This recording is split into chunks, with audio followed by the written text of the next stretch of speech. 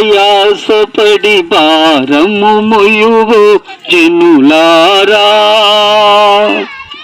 రండి రండి వేగమే రండి, రండి రండి వేగమే రండి, త్వరపడి రండి ప్రభు యేసుని చెంతకు రండి.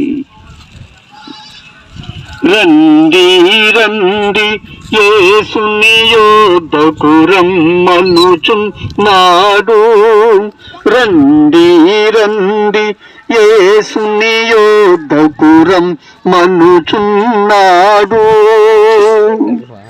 ప్రయాసపడి భారము మోయువారలు, ప్రయాసపడి భారము మోయువారలు, ప్రభుని చెంతకు పరుగిడి వేగమే, ప్రభుని చెంతకు పరుగిడి వేగమే. రండి రండి యేసుని యొద్దకు రమ్మనుచున్నాడు, రండి రండి యేసుని యొద్దకు రమ్మనుచున్నాడు. శుద్ధ నామములు శుభాభివందనాలు తెలియచేస్తూ ఉన్నాం. ఈ సాయంకాలం వేళ మీ మధ్యకు ఓ చక్కటి శుభవార్త సువార్త తీసుకొచ్చి ఉన్నాం. మరి మనకు చుట్టుప్రక్కల ఇలా చూస్తే చక్కటి పచ్చని పైరు పంట పొలాలు కనపడుతూ ఉన్నాయి. మరి ఇదంతా కూడా మనకు ఎంతో ఆశీర్వాదకరంగా దీవెనకరంగా మరి ఉండే అనుభవాన్ని చూపిస్తూ ఉంటుంది. మానవ జీవితంలో ఎండినటువంటి అనుభవాలు ఎన్నో దొర్లిపోతూ ఉంటాయి. మరి గత సంవత్సరం ప్రియ సహోదరుడా సహోదరి, నీ జీవితంలో ఏదైనా బలహీనమైనటువంటి ఎండిపోయినటువంటి ఎడారి లాంటి అనుభవాలు ఎదురై ఉంటే ప్రభు నీతో మాట్లాడుతున్నాడు. ఈ నూతన సంవత్సరములో నూతన క్రియ, నూతన కార్యం, నూతన శుభాన్ని ప్రకటిస్తూ ఉన్నాడు. ఈ ప్రక్క ఉన్నటువంటి పైరు పంట పొలం ఎంత పచ్చగా ఉందో, అందంగా ఉందో, మరి ఆకర్షణీయంగా ఉందో, పచ్చిక పట్లు ఆనందమును చిలకరించుచున్నవి అని చెప్పి దేవుని వాక్యములో రాయబడి ఉంది. ప్రియ సహోదరుడా సహోదరి, మరి నీ జీవితంలో ఒక నూతన క్రియ, నూతన కార్యం జరగాలి అంటే ప్రభు అయిన యేసుక్రీస్తు నామమునందు నీవు విశ్వాసం ఉంచి ఆయన కార్చిన రక్తములో నీ పాపములు కడుగుకొని పాప క్షమాపణ పొంది మరి నీవు క్రొత్తగా జన్మించిన శిశువు వలె, మార్పు నొందినటువంటి బిడ్డ వలె ఒక క్రొత్త జీవితాన్ని, నూతన జీవితాన్ని నీవు ప్రారంభించాలి. మరి నూతన జీవితాన్ని, క్రొత్త జీవితాన్ని, నూతన మనస్సు, నూతన హృదయాన్ని ప్రభు అయిన యేసుక్రీస్తు వారు నీకు ఇవ్వాలని ఆశపడుతున్నాడు.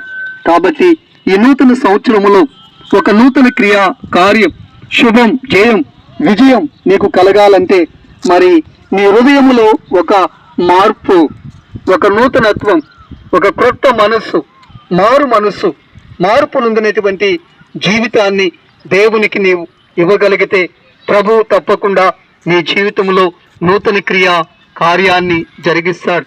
ప్రియ రక్షకుడు ప్రభు అయిన యేసుక్రీస్తు వారు 2024 సంవత్సరాల క్రితం ఈ భూగడ్డ మీద, ఈ భూమి మీద మధ్య భాగములో మనందరి కొరకు ఆయన కలువరిగిరి సిలువలో వ్రేలాడి రక్తాన్ని కార్చి ప్రాణం పెట్టి చనిపోయి తిరిగి లేచారు. కారణం ఏమంటే మన పాపముల కొరకు, పాపములో ఉన్నటువంటి మనం, పాపములో బ్రతుకుతున్న మనం చనిపోతే నిత్య నరకానికి, పాతాళానికి, అగ్నిగుండానికి పోవలసిన పరిస్థితి. అలా నిత్య నరకాగ్నికి ఏ ఒక్కరూ పోకూడదని ఆయన స్వహస్తాలతో, చేతులతో చేసుకున్నటువంటి మనం నశించి నిత్య నరకాగ్నికి పోకుండా, సాతాను కబంధ హస్తాలలో చిక్కుకొనకుండా నిత్య జీవములో, పరలోక రాజ్యములో మనం చనిపోయిన తరువాత ప్రవేశించాలని ప్రభు కోరుకుంటూ ఆయనే ఈ లోకానికి వచ్చి మన కొరకు మరి పరిశుద్ధ రక్తాన్ని కార్చి ఆయన చనిపోయి తిరిగి లేచారు. ఎవరైతే యేసుక్రీస్తు నామమునందు విశ్వాసం ఉంచి యేసు రక్తములో కడగబడి మరి తమ పాపములు ఒప్పుకొని విడిచిపెట్టి పరిశుద్ధంగా పవిత్రంగా జీవిస్తారు, వారు చనిపోయిన తరువాత నిత్య జీవములో, పరలోక రాజ్యములో ప్రవేశిస్తారు. యుగాయుగములు, తరతరములు, ఎల్లకాలం, శాశ్వత కాలం పరలోక రాజ్యంలో ప్రభు బడిలో ప్రభుతో సదాకాలం ఉంటారు.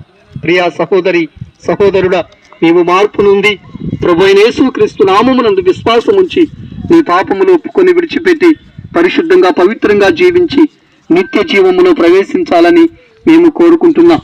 మీలో ఎవరైనా అనారోగ్యముతో బాధపడుతున్నా, వ్యాధి బాధలతో సమస్యలతో నలిగిపోతున్నా, చేతబడి మాంత్రిక శక్తుల చేత పీడించబడుతున్నా, సంతానము లేకున్నా, సాతాను శక్తుల చేత పీడించబడుతున్నా, అప్పులతో రుణములతో సమస్యలతో బాధపడుతూ ఉంటే, సొంత స్థలం గృహం లేకున్నా, నీ సమస్య ఎటువంటిదైనా నీ కొరకు మేము వ్యక్తిగతంగా యేసుక్రీస్తు నామాన్ని బట్టి ప్రార్థన చేయబోతున్నాం.